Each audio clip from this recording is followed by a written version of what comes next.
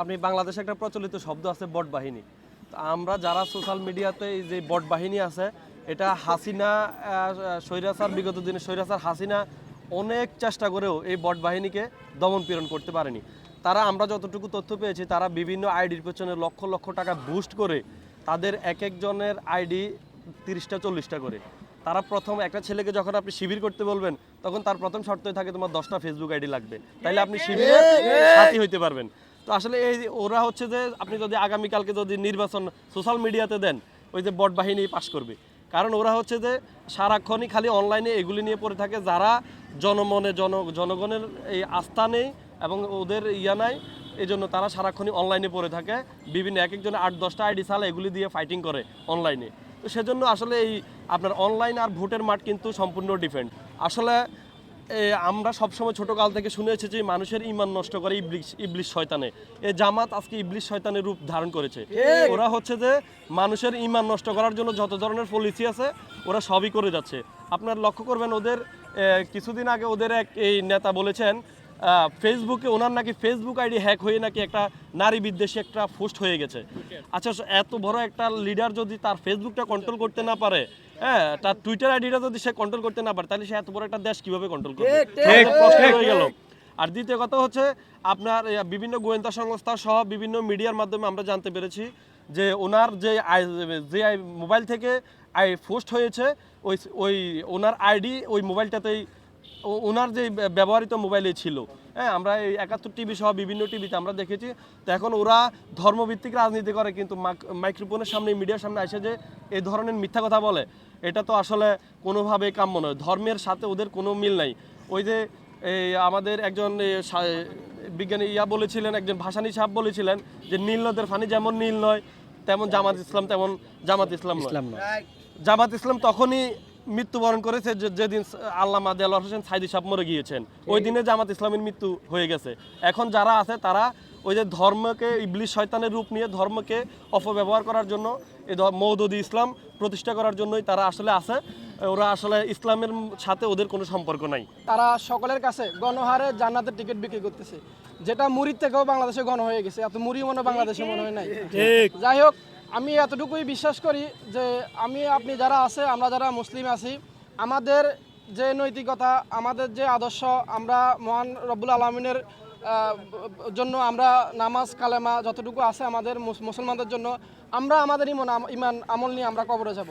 আমাদের জবাবদিহিতা আমরা মহান আল্লাহ রাব্বুল আলামিনের কাছে দিব, এবং তিনি মনোনীত করবেন কে জান্নাতে যাবে কে জাহান্নামে যাবে। এখানে বাংলাদেশ কি তথা পৃথিবীতে মহান সাল্লাম এবং তারপরে আমার মনে হয় না যে আর কেউ বলতে পারবে যে কে জান্নাতের জন্য মনোনীত হয়েছে বা কেউ জান্নাতের টিকিট দিতে পারবে। এগুলো আসলে টোটালি তাদের গুজব, এবং তারা চাচ্ছে যে এ ধরনের কথাগুলো বলে তারা মানুষকে আকৃষ্ট করে তারা তাদের ভোট বাড়ানোর জন্য। কিন্তু মানুষ তাদের এই কথাগুলো প্রত্যাখ্যান করেছে এবং তাদেরকে মানুষ গণহারে বয়কট করতেছে। আসলে জান্নাতের পথ দেখা, উনি কিছুদিন আগে একটা বক্তব্য দিয়েছেন যে আপনি যদি দাঁড়িপাল্লায় ভোট দেন তাহলে আপনি ইসলামের পক্ষে, আপনি যদি দাঁড়িপাল্লায় ভোট না দেন তাহলে আপনি ইসলামের বিপক্ষে। তা আসলে এই দিয়ে উনি কি বুঝাইলো? আমরা বাংলাদেশের মানুষ যারা দাঁড়িপাল্লায় ভোট দিব না, তাইলে কি আমরা সবাই অমুসলিম? আপনাদের কাছে আমার প্রশ্ন রয়ে গেল। উনি যে বলল, এই যে আমি একটু আগে বললাম যে মানুষের ঈমান দুর্বল করে ইবলিশ শয়তানে, আজকে জামাত ইবলিশ শয়তানের রূপ নিয়েছে। এজন্যই আমি এই কথাটা বলেছিলাম, কারণ ওরা মানুষের ঈমানকে দুর্বল করার জন্য যত ধরনের কাজ আছে ওরা সব কিছু করে যাচ্ছে। তো ওনার যে বক্তব্য, ওনার প্রত্যেকটা বক্তব্য আপনারা দেখবেন, মানে ওনারা বুঝাইতে চায় যে আপনি যদি এই জামাত শিবিরের পক্ষে থাকেন আপনি মুসলমান, জামাত শিবিরের বিপক্ষে গেলে আপনি ইহুদি না ছাড়া। তো এটা আপনারা সাংবাদিকেরা আছেন, আপনারা ভালো বুঝেন। সবাই বাংলাদেশের মানুষ অত্যন্ত সচেতন, সবাই বুঝে যে ওদের ওই যে ফাঁদ, ও ইসলামের এই জান্নাতের টিকিট বিক্রি করা, এইটা ভাই সবাই বুঝে গেছে। এটাতে একটা ভাওতাবাজি, নারী পুরুষ ছোট বড় সবাই এখন ওদেরকে টাউট হিসেবে চেনে। সোজা কথা হচ্ছে যে এটা আমরা আগামী নির্বাচনে, আগামী মাসের এই মাসের 12 তারিখে ইনশাল্লাহ আমরা বিশাল ব্যবধানে, যেটা বাংলাদেশের সর্বশ্রেষ্ঠ ভোট নিয়ে এই আসন থেকে আবুল কালাম সাহেব এমপি হয়ে সংসদে যাবে ইনশাল্লাহ, এই প্রত্যাশায় আমাদের রইল।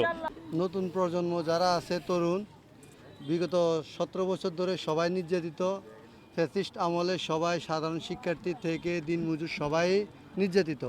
তো আগামী দিনে ছাত্র রাজনীতি যেটা আমরা আশা করতেছি, আমাদের জনাব তরুণের অহংকার জনাব তারেক রহমান, আগামীর বাংলাদেশ, উনি ছাত্রদের এবং তরুণদের প্রাধান্য দিচ্ছে বেশি। উনি চাচ্ছে আগামী নেতৃত্ব হবে ছাত্রদের মাধ্যমে, ছাত্রদের থেকে নেতৃত্ব দিয়ে দেশ পরিচালনা করবে এবং ধানের শীষের যে প্রার্থীরা আছে তাদের মাধ্যমে দেশের উন্নয়ন এবং জনগণের জন্য কাজ করবে। আর আমাদের নবাব ফয়জুন্নেসা সরকারি কলেজের ছাত্র দলে যারা আছে আমরা সাধারণ শিক্ষার্থীদের জন্য ঐক্যবদ্ধ হয়ে কাজ করব। যারা তৃণমূলের, যারা হতদরিদ্র অসহায় আছে তাদের পাশে নবাব ফয়জুন্নেসা কলেজ ছাত্র দলের নেতৃবৃন্দ সার্বক্ষণিক তত্ত্বাবধান করে যাদের সমস্যা আছে এগুলা বের করে আমরা কাজ করব এবং আমাদের জননেতা আবুল কালাম ভাই এগুলা নিয়ে বেশি আমাদেরকে গুরুত্ব দিতে বলছে, আমরা সেই অনুযায়ী কাজ করে যাচ্ছি। তো আমরা ইনশাল্লাহ 12 তারিখ ভোটের মাধ্যমে জয়যুক্ত হয়ে আমরা ইনশাল্লাহ ছাত্রদের এবং ছাত্রীদের জন্য নতুন করে আবার নতুনভাবে কাজ শুরু করতে চাচ্ছি। প্রচারণায় নামিয়ে যতটুকু বুঝতে পারলাম যে ধানের শীষের যে গণজোয়ার সেটা আমরা সোশ্যাল মিডিয়াতে না দেখলে মাঠ পর্যায়ে যে গণজোয়ার সৃষ্টি হয়েছে আলহামদুলিল্লাহ আমরা সন্তুষ্ট। ইনশাল্লাহ 12 তারিখের মধ্য দিয়ে এই ধানের শীষ জয় হবে এবং আবুল কালাম ভাই সংসদে যাবে।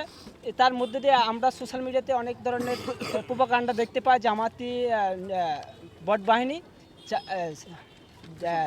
জামাত হবে যে সোশ্যাল মিডিয়ার প্রধানমন্ত্রী আর বাংলাদেশের প্রধানমন্ত্রী হবে তারেক রহমান। এমনকি আন্তর্জাতিক মহলগুলা যা বিএনপিকে যে বিরুদ্ধে ষড়যন্ত্র চালাচ্ছে তাদের এই ষড়যন্ত্র বাংলাদেশের মানুষ 12 তারিখে ভোটের মধ্যে দিয়ে তাদেরকে প্রত্যাখ্যান করবে। এমনকি আন্তর্জাতিক মাফিয়াদেরকে যারা বাংলাদেশকে বর্গা দিয়ে ক্ষমতা আসতে চায় তাদেরকে 12 তারিখ জনগণ ভোটের মধ্যে দিয়ে তাদেরকে প্রত্যাখ্যান করে দেবে। আমরা যেদিন থেকে নির্বাচনের প্রচারণা শুরু হয়েছে আমরা সর্বপ্রথম আমাদের ক্যাম্পাসের যারা ভোটার তাদেরকে আমরা লক্ষ্য করেছি। তাদের কাছ থেকে আমরা কালাম ভাইয়ের জন্য ভোটের জন্য আবেদন করেছি। এছাড়া আমাদের আশেপাশে বিএনপি যেহেতু তৃণমূলের দল, আশেপাশে চাচা চাচি থেকে শুরু করে যত তৃণমূল কর্মী থেকে শুরু করে সাধারণ জনতার কাছে আমরা ভোট চেয়েছি। ভোট চেয়ে আমরা চাই আগামী নির্বাচনে কালাম ভাইকে বিশাল ব্যবধানে তাকে জয়যুক্ত করার জন্য। আমরা সকাল কলেজ গেট থেকে আমরা নির্বাচনী প্রচারণা শুরু করেছি। আমরা আমাদের সামনে আরও নির্বাচনী প্রচারণা করব এবং আমাদের যে প্রচারণার মাধ্যমে আমরা আগামী জাতীয় সংসদ নির্বাচনে কুমিল্লা 9 লাকসাম মনোরঞ্জনের মাটি মানুষের নেতা জননেতা আবুল কালাম ভাইকে বিশাল ব্যবধানে আমরা জয়যুক্ত করবো ইনশাল্লাহ। আমাদের জনাব আবুল কালাম সাহেবের গত 2 দিন আগে দ্য মিট অ্যান্ড গ্রেট আপনারা হয়তো প্রোগ্রামে অ্যাটেন্ড করছেন। সেখানে একটা কলেজের একজন মেয়ে শিক্ষার্থী জিজ্ঞাসা করছিল যদি ধানের শীষ এই অঞ্চলে যদি ধানের শীষকে জয়যুক্ত করা হয় তাহলে কলেজ ক্যাম্পাসে যে ইপটিজিং তারপরে বাংলাদেশে লাকসাম মনোরঞ্জনে যে শিক্ষিত বেকারত্বের হার আছে যদি ইনশাল্লাহ আবুল কালাম ভাই আমাদের ধানের শীষ মনোনীত হয়ে এমপি প্রার্থী হয় তাহলে লাকসাম মনোরঞ্জনে শিক্ষিত বেকারত্বের হার নিরসনে উনি যথেষ্ট ভূমিকা পালন করবে। দক্ষিণ কুমিল্লার সর্বশ্রেষ্ঠ বিদ্যাপীঠ হচ্ছে নওয়াব ফয়জুন্নেসা সরকারি কলেজ। ওই সরকারি কলেজের উদ্যোগে আমরা নওয়াব ফয়জুন্নেসা সরকারি কলেজের ছাত্রদল নির্বাচনী প্রচারণায় ধানের শীষের মনোনীত প্রার্থী জনাব আবুল কালামের নেতৃত্বে কলেজ গেট থেকে আশেপাশে আমরা নির্বাচনী প্রচারণা করছিলাম।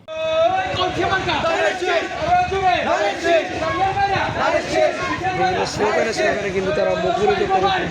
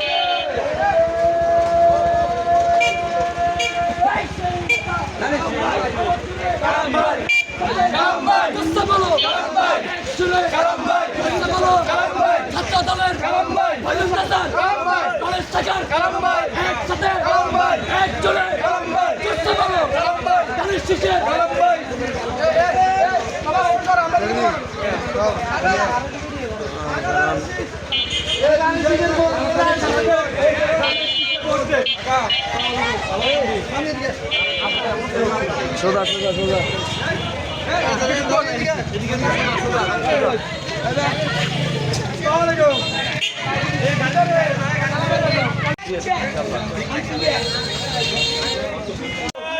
লড়াই করো জিয়ার সৈনিক বলে রে জিয়া নাই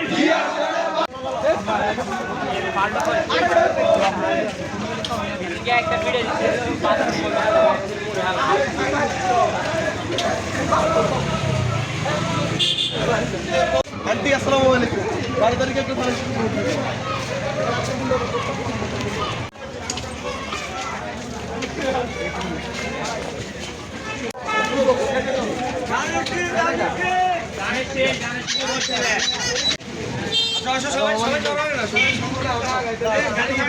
শীষে ভোট দিন, ধানের শীষে ভোট দিন, 12 তারিখ সারা দিন, লাগারে লাগা ধান লাগা, লাগারে লাগা ধান লাগা, লাগারে লাগা ধান লাগা, উন্নয়নের মার্কা ধানের শীষ মার্কা, হাজী মাল্লার মার্কা ধানের শীষ মার্কা, আমজনতার মার্কা, মার্কা আছে, মার্কা আছে, মার্কা